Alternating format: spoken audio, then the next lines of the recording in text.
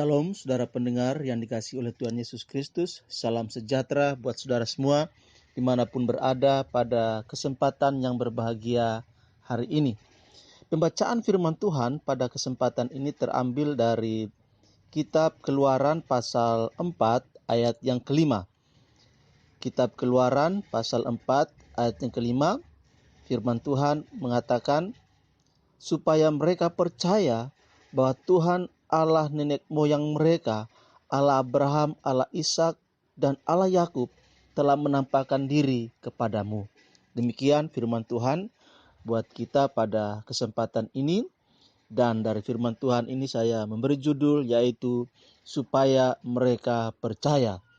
Saudara pendengar yang dikasihi oleh Tuhan Yesus Kristus, setiap ibadah umum di hari Minggu, gereja memberikan kesempatan kesaksian pujian untuk setiap kategorial.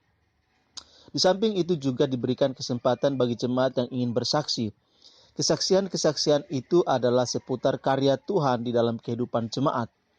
Kesempatan untuk bersaksi ini bukan untuk kebanggaan yang bersangkutan, bukan juga untuk mengisi waktu sehingga memenuhi waktu kebiasaan beribadah, tetapi untuk mengagungkan Tuhan, untuk memuliakan nama Tuhan. Harapannya supaya setiap orang yang hadir dalam ibadah tersebut menjadi semakin percaya kepada Tuhan, dan yang masih ragu-ragu menjadi percaya kepadanya.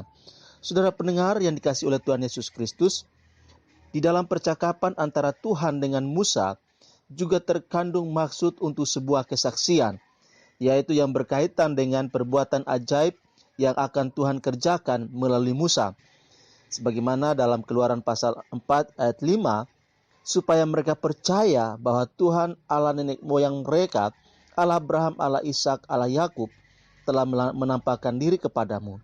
Nah, saudara pendengar yang dikasihi oleh Tuhan Yesus Kristus, ada dua tujuan utama yang bisa kita temukan dari dalam pernyataan firman Tuhan tersebut. Tujuan pertama yaitu bagi kepentingan Musa. Saudara pendengar yang dikasihi oleh Tuhan Yesus Kristus, supaya bangsa Israel percaya bahwa Musa benar-benar seorang yang dikunjungi Tuhan dan menerima perintahnya, maka Musa harus memberikan kesaksian tentang Tuhan kepada bangsa Israel. Ini sangat penting, sebab saat itu bangsa Israel terkenal dengan bangsa yang tegar tengkuk dan tidak mudah untuk mempercayai hal-hal yang berkaitan dengan pembebasan mereka dari perbudakan. Saat itu mereka seperti orang yang putus asa karena tidak ada pertolongan buat mereka. Kalau Musa datang tanpa sesuatu yang supranatural dan tiba-tiba mengatakan bahwa dia diutus Tuhan untuk membebaskan mereka, pasti mereka akan menolaknya. Jadi saudara pendengar, kesaksian itu bagi kepentingan Musa dalam pelayanan kepada bangsa Israel menjadi sangat penting.